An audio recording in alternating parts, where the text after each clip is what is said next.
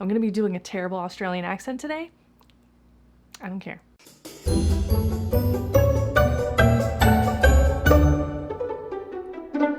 Hi guys, welcome back, or should I say, good day mates. There's gonna be a lot of cringing in this video. I don't care. I don't care. My name is Sarah, and in today's episode of Crue Trime, crikey. Today's story comes from Down Under. This is the story of the Snowtown murders, aka the Bodies in Barrels murders. Special thanks to all of my Aussie viewers and friends, and this week's story was recommended to me by Kathy Boshin. Thank you, I appreciate you, friend. So listen, I apologize, okay, for attempting the Australian accent. Australia. It has the best dialect. It has the best dialect, okay? I want to be part of this. You can't stop me. I know it's cringe. I don't care. So, grab a coldie and get the goon bag. Because this story is full on. Alright, so before we get started, please know that this week's story features probably some of the most gruesome and disturbing details to date, and you know that I will do my best to give you the information in the story without belaboring the point. This one might get under your skin more than most, so be warned. I've been watching a lot of videos on how to do an Australian accent.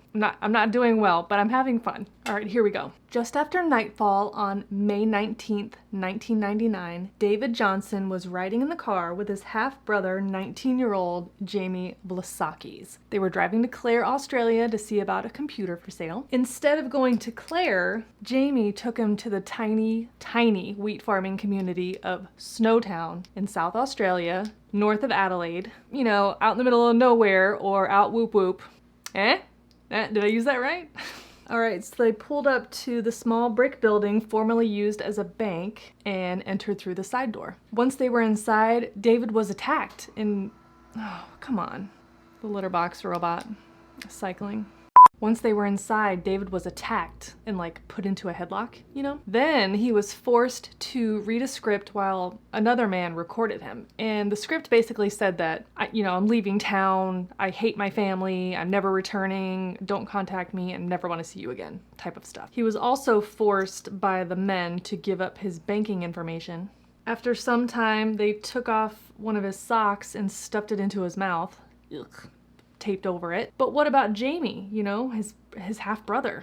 Well, he was in on it. Jamie brought him there on purpose. So it's Jamie and 3 other men attacking David Johnson. Well, Jamie and one of the other attackers left the bank building to go to an active ATM. Unfortunately, that bank information didn't work. By the time they got back to the Snowtown bank, where the other 2 men were holding David Johnson, he was dead. He had his belt around his neck. And, just what a bummer. The 2 men missed out on the fun. That's right, folks. Jamie Vlasakis and the other creeps in the Snowtown bank essentially had their own little murder club quartet. Membership includes Jamie, Mark Hayden, Robert Wagner, and their leader, John Bunting. So, with the dead David Johnson, they dismembered his body, stuffed parts of it into a large plastic barrel. There's also reports that they cooked and ate some of the parts. Well, they didn't know it at the time, but at the end of the night, when they were finished, David Johnson had become their last victim of 12. How did it get to this point? I'm glad you asked. All right, let's get into the background, shall we? John Justin Bunting was born on September 4th, 1966.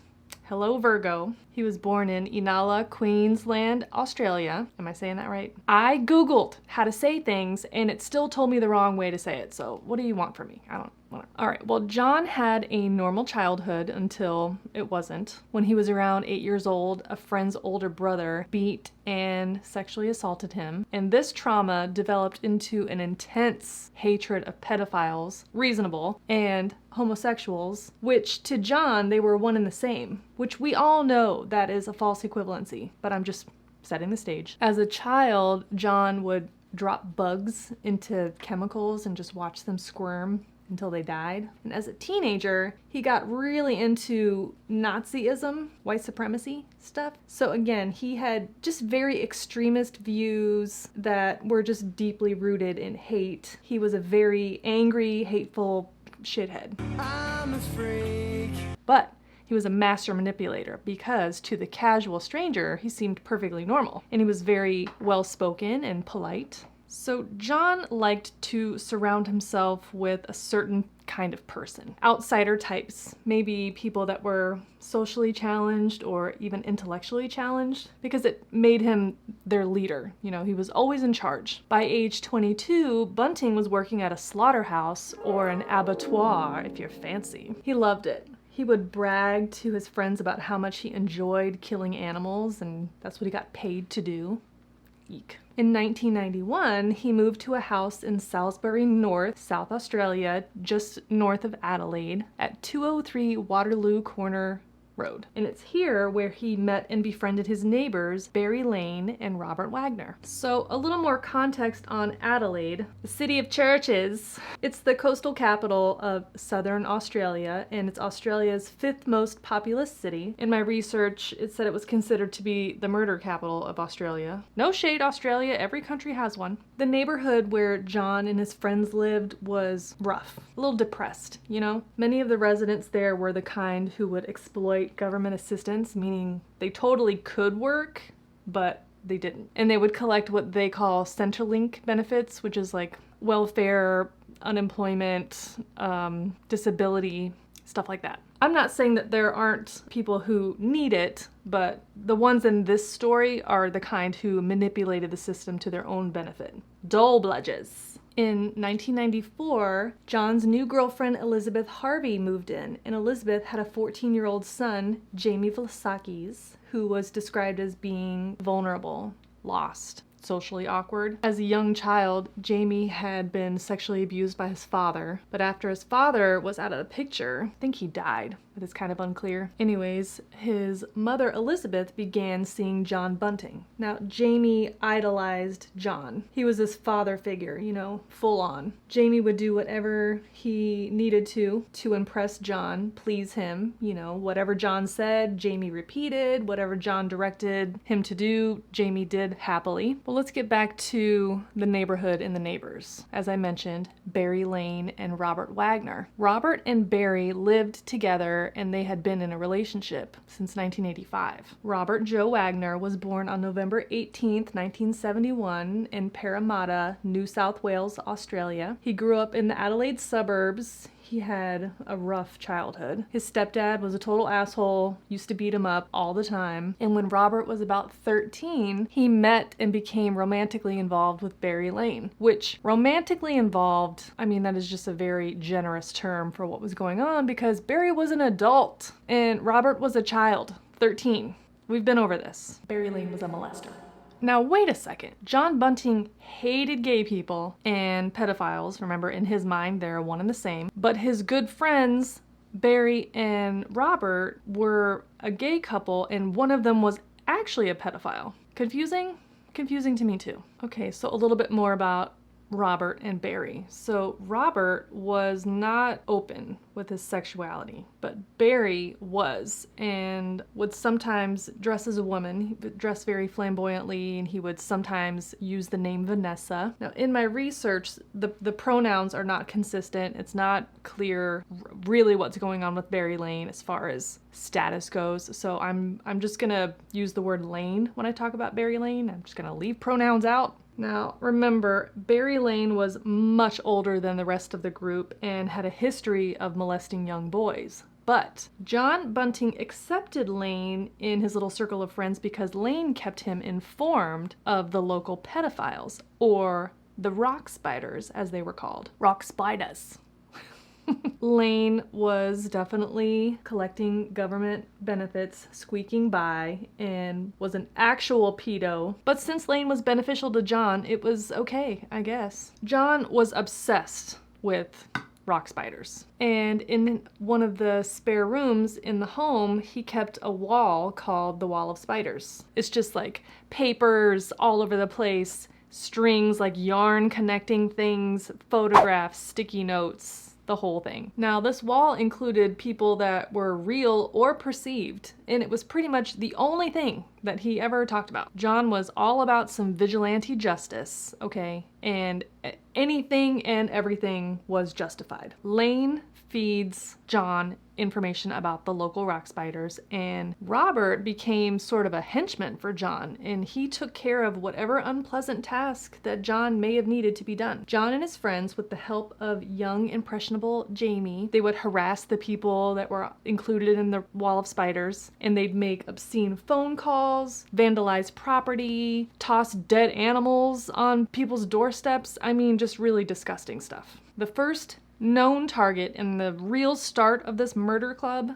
began with Clinton Tre. 22-year-old Clinton Tre grew up in and out of foster homes. Despite that really rough kind of upbringing, he was able to pull himself up by his bootstraps, and he even got his own apartment in Adelaide. This is where he met and became friends with Lane and Robert Wagner. Well, John Bunting suspected that Clinton was messing around with Lane, was enough to label him as a rock spider. And that could not stand. So on to the wall of spiders he went. Now, sometime in July or August of 1992, John invited Clinton over to his house one afternoon to hang out with his other shithead friend, Mark Hayden. When Clinton was just chilling out, hanging out in the living room, John suddenly appeared with a hammer, or it could have been a shovel. He attacked him and beat his head in. Then John called up Robert and Lane to come over and dispose of the body. So they did. They came over, they picked him up, and they took Clinton's body to Lower Light in South Australia, and they buried him in a shallow grave at the side of a farm road. His remains were actually discovered about 2 years later, but his body wasn't able to be identified for another 5 years, but we'll get to that. Clinton was reported missing, but the case didn't get much movement because he was a bit of a loner. So even after a nationwide search, not a lot was discovered except a connection to one friend, 42-year-old Barry Lane. He had briefly lived with Lane for a time, and rumors, of course, swirled of a sexual connection. So by the time the investigators had discovered the connection between Clinton Tre and Barry Lane, and they went to speak with Lane, he was missing too. But both Clinton and Lane were Centrelink recipients, government assistance, and those payments were still actively being collected. So the investigators were able to track down the bank withdrawals to one location. Surveillance footage tied the withdrawals to Robert Wagner. He drew money from Lane's account and from Clinton's account 2 weeks apart. After the bank visits, he would go straight to John Bunting's house. So that's quite a curious connection, right? So 2 different men that were each receiving government assistance went missing, but somebody else was collecting their money. Were there more, perhaps? When investigators compared the missing persons reports to the list of those people that were known to be collecting government assistance, and then compared that list against anybody that might have a connection to John Bunting or Robert Wagner, their hunch was confirmed. 47-year-old Suzanne Allen had disappeared 2 years before, but her bank account was still being accessed regularly. Suzanne had previously dated John Bunting, so abracadabra, right? They kept looking, and they discovered that Suzanne's former tenant, 26-year-old Ray Davies, was also missing. 37-year-old Elizabeth Hayden went missing in November 1998. Not Elizabeth Harvey, John Bunting's girlfriend. This is Elizabeth Hayden, the wife of one of John's shithead friends, Mark Hayden. John did not enjoy Mark's wife, but Mark was heart eyes emoji for John Bunting no matter what. So that's a lot of missing people, okay? Associated with a small group. So when police approached Mark for questioning, he was cooperative, but he was not super concerned with where Elizabeth was because he told police that they had recently broken up and she had packed up her Land Cruiser and left town. When the police questioned the neighbors, they said that they saw Mark loading up the Land Cruiser with big plastic bags right around the time that Elizabeth had disappeared. Weird. Okay. So Clinton, Lane, Suzanne, Ray, and Elizabeth are all reported missing, and they're all connected to John, Robert, and Mark. Police started tapping their phones. They were able to trace some phone calls to and from the three creeps, and it led to a home in Snowtown. When police went to Snowtown, what did they find, you ask? Elizabeth's Land Cruiser. So the Land Cruiser was parked at a home, and when police questioned the home owner, the Land Cruiser had been brought there and left to be stored by John Bunting. He also said that he saw John Bunting using that vehicle to transport 6 large plastic barrels to the former bank building nearby. Well, when police looked into the records for that former bank, it was being rented by who? John Bunting and Mark Hayden. You guys, the evidence trail in this story. Good grief. On May 20th, 1999, police went into that bank building, and once they got to the area near the vault inside, before they could see it, they could smell it. Inside the vault, it was covered in black plastic. There were 6 plastic large barrels, rubber gloves, and bottles of acid. What was inside the barrels, you ask? Why do you need to ask? You know what's in there. Do I need to hit you over the head with it? Body parts, okay? They smelled decay and death. They found bodies. So when the contents of the barrels were transported to the forensic lab for inspection, they had a literal puzzle on their hands. Each barrel wasn't a person. It was like all mixed up. You know? Do you remember the Mr. Bones candy from when we were kids? Like it came in the tiny plastic coffin and there was little candy bones inside and you could maybe have all the pieces to put together a Mr. Bones, a skeleton? It was like that, but you know, not candy.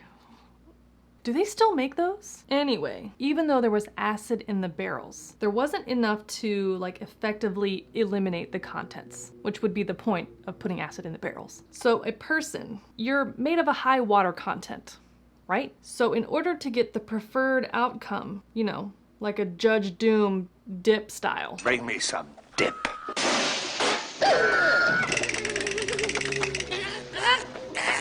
You'd have to have the right mix. But these guys, they didn't know that, you know. What they saw was the bodies falling apart, you know, certainly, but what they were actually doing was preserving them. So the medical examiner was actually able to find identifying marks on the pieces, right? Tattoos and fingerprints. And some of the marks even revealed what might have happened to the people inside, right? They had like rope burns, other abrasions. Use your imagination. Turns out there were actually 8 different bodies stuffed in the 6 barrels. Now, with this discovery, the case exploded into public view. Nothing like this had ever happened in the history of Australia. And a police tip line was quickly established to help gather as much information as possible from anyone who might have any knowledge that could help. On May 21st, the next day, 1999, John Bunting, Mark Hayden, and Robert Wagner were charged in Adelaide Magistrates Court with the murder of an unknown person. At this point, they don't know who's in those barrels. After the police tip line was established, authorities investigated a lead that led them to the backyard of 203 Waterloo Corner Road, John Bunting's former home in Adelaide. On May 23rd, 11 trash bags were discovered buried in the backyard, containing the remains of Suzanne Allen, and also found were the skeletal remains of Ray Davies. Remember, Suzanne disappeared, but her benefits were still being collected, and Ray Davies used to be a tenant that lived in her backyard. He lived in her backyard in a trailer. He didn't just like live in her backyard. So now there are 10 bodies and 3 suspects, and none of them are saying a word to the police. Well, not yet, okay? Because somebody was. Police started nosing around, of course, and they were questioning all of the available leads, including Jamie Vlasakis. Well, once they got to him, he knew it was over, and he spilled the beans. So he worked out a deal for a reduced sentence and he started talking. Jamie gave a very lengthy statement/confession. Actually, in all, once he got through all of the details of everything that they'd done, it was like 2,000 pages. So not only was it information about the murders he knew about, it was also ones that he had been party to. He was also able to name all of the victims that he knew were in those barrels, plus some of the others. So, according to Jamie, here's the list. There are a lot of details that I'm choosing to sanitize for the sake of it's just not necessary. Like we don't need to, so we're not gonna, okay? We're just gonna give you the very shortened version of all of these. Number 1, he confirmed that Clinton Tre was the first victim in 1992. Tre had been buried in a shallow grave in another town, and Jamie hadn't even met John at this point, but he learned of the murder later when John was bragging about it. All right, so number 2 was Ray Davies. Ray Davies was like intellectually challenged. He was living in a camper in Suzanne Allen's backyard. He was collecting government assistance, and he was targeted because he had allegedly molested Suzanne's grandson. Now, Suzanne told this to John Bunting, her former boyfriend, who then, with the help of Robert Wagner, they tortured him and killed him and then buried him in a deep hole that they dug in the backyard. And then John continued to collect his benefits. They also took control of his camper, painted it, and sold it. There was, by the way, no proof that Ray Davies had ever done anything to anyone. Then, in 1996, Suzanne became victim number 3. John was nervous that Suzanne was talking too much, essentially. She was a bit of a gossip, so Robert eliminated her. But he and John, of course, continued to use her name to rent properties and to make purchases. And her body was buried in the backyard as well. In September 1997, 19-year-old Michael Gardner became victim number 4. In my research, he was described as a cross-dresser who was loosely connected to Robert Wagner, probably through his partner, Barry Lane. John pretty quickly decided that he was a rock spider and needed to be eliminated. So they killed him and they cut him up and stuffed him into a barrel. In mid-October 1997, Barry Lane, apparently traumatized about the murder of Clinton Tre from 5 years before, started talking about it. So by this time, Lane and Robert were no longer together, and Lane had a new partner, 19-year-old Thomas Trevelyan. John, Robert, and the new partner, Thomas, tortured and murdered Barry Lane, and he ended up in the barrel with Michael Gardner. John then continued to collect Lane's Centrelink benefits. On November 5th, 1997, Thomas Trevelyan was found hanging from a tree. It very much appeared to be a suicide. John had told Robert that Thomas had a big mouth and was talking about Lane's disappearance, murder. He and Robert set that whole thing up to get rid of him. They staged that suicide. It looked like a suicide. In April of 1998, Jamie learned that John and Robert murdered one of his friends, 29-year-old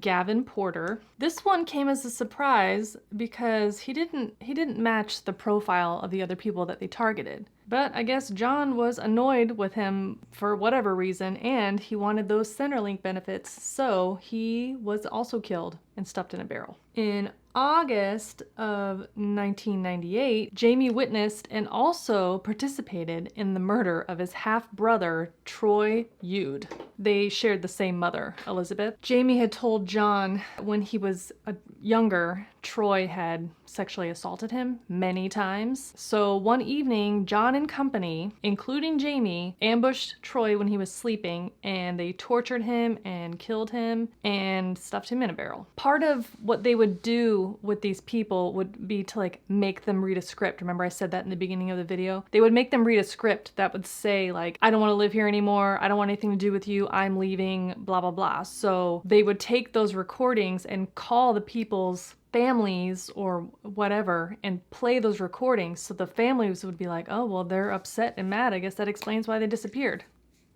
In September of 1998, Frederick Brooks was living with Mark Hayden. Mark Hayden is the one who helped John kill the very first victim, Clinton Tre.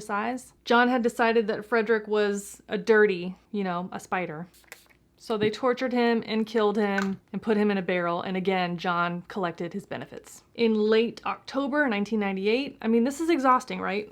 In late October 1998, Jamie helped target Gary O'Dwyer. John had decided that Gary was a rock spider and they needed to go to the clinic which was his way of saying, you know, we're gonna murder this person. So they had a party, or a piss up. They set out to get Gary drunk. Then they did the same thing to him that they have done, you know, to so many others. This is exhausting. And again, I'm not trying to minimize the severity of what happened to these people. I'm just saying you get it. Now, if you want to know more about the specifics of these crimes, it is very easily Googleable. And it's fucked up. Number 11, John, in November of 1998, had decided that Elizabeth needed to go to the clinic. Elizabeth, not his girlfriend, Elizabeth, Mark Hayden's wife, the one that was reported missing that we already know about. So Mark had confessed to John that he had said too much to Elizabeth about their activities. So she knew things, too many things. So John and Robert did to her the things that they did to so many others, the things that we know they do. And when police came knocking, looking for Elizabeth, they had concocted like the most convoluted drama to get out of it, to cover it up, you know? They made up this whole story about some like cheating allegations and somebody coming home super drunk and there being a fight. It was like a mess, like a dog's breakfast. So that was meant to explain why she had just gotten mad and drove away, disappeared. Mark wasn't there when she was killed, but either he was cool with it or went along with it to save his own ass. I mean, it sounds like he was cool with it. And now we come to the last victim, number 12, Jamie's stepbrother, David Johnson. Again, he didn't fit the profile. You know, he wasn't a rock spider. John didn't like him for whatever reason, and he wanted to kill him. John, Robert, and Mark waited at the bank while Jamie lured him there under the false pretenses of the computer for sale. That's a lot. Evidence linking all of the accused to the crimes, never mind all of the financial records and the paper trail that literally like went right to their doors. It's a mountain of evidence. Okay. The only victim that was actually murdered in Snowtown was the last one, David Johnson. Everyone else had been murdered, cut up in either Adelaide or near Adelaide. The barrels had started out and the collection just sort of grew over the years, and the barrels initially were stored in like backyard sheds, but then they were eventually moved to that vacant bank in Snowtown. So the owners of the property where the Land Cruiser was discovered, they were called the Freemans. They confirmed that John Bunting had arranged to store a vehicle on their property, not the Snowtown property, a different one, in Hoyleton. He was trying to prepare to sell it. That's what he told them. They said it stunk like rotting meat. Inside it, they could see what looked like black plastic barrels, but like all the windows were covered. John explained to them that yes, there were barrels, and inside of those barrels were kangaroo carcasses. He said that he had a business where he would shoot kangaroos and then mince up the meat and sell it as pet food. Well, later he changed the arrangement where he was storing the Land Cruiser in Hoyleton and moved it because the neighbors were complaining that the smell in the air was so bad. So he asked if he could store the vehicle in Snowtown. So he did, and then the Freemans also knew that John and his friends were looking for a place to rent. So they had told John about the nearby vacant bank. Well, about 2 weeks later, John told him he did rent the bank. They saw him towing a trailer with like barrels on it, taking them to the vault. And he told them this. John told him he moved the barrels to the vault. And he sealed the inside of the vault with black plastic to conceal the smell. Like, he told them what he was doing. He just told them it was kangaroos. The Freemans actually got on so well with John and his friends that he had a key to their house, and they would allow them to sleep at the house, and they would allow them to shower at the house when they were done doing their kangaroo business. It wasn't kangaroos. So once the case went to trial, it took a while to sort out who was involved with which crime and where and who and what when, because it was just so much and had gone on for so long. There was 12 victims. But on June 21st, 2001, Vlasakis pled guilty to 4 murder counts, and he was sentenced to life in prison with parole after 26 years. On August 13th, 2001, Bunting, Hayden, and Wagner pled not guilty to all of the murders. Mark Hayden was tried separately and was convicted of 5 counts of assisting an offender and was sentenced to 25 years with a non-parole period of 18 years. Well, Robert Wagner, after realizing the mountain of evidence against him, he pled guilty to 3 of the murders, but he was found guilty of 7 additional murders. John Bunting was charged with 12 murders, but he was convicted on only 11 because, in regard to Suzanne Allen, they weren't able to determine the cause of death, and John said that he and Robert found her deceased, disposed of her body so that they could keep collecting her benefits. John Bunting and Robert Wagner were each sentenced to life in prison without the possibility of parole. The former bank is actually still standing in Snowtown. A small number of locals, and it's small because Snowtown only has like a population of 500 or something tiny. They kind of leaned into the dark tourism angle and they started selling souvenirs. One magnet says, "Snowtown, South Australia. You'll have a barrel of fun." Well, that's it, mate. That's the story of the Snowtown murders. If you want to have nightmares about this story, then I highly recommend watching the 2011 feature film Snowtown, or sometimes it's called The Snowtown Murders. I think it just depends on the country you're in. It was directed by Justin Kurzel, who grew up about 5 minutes away from Snowtown, and it's incredibly well made and it's super fucked up. Like, I would describe that movie as bleak. It doesn't focus too much on what happened to the victims, and I don't mean that like in a it wasn't important kind of a way. It is more focused on how it got there and how John Bunting influenced Jamie Vlasakis to participate. Just it's nightmare fuel. This story is crazy town, okay? I like scratched the surface when it comes to the details, so feel free to look further if you want to not ever sleep again.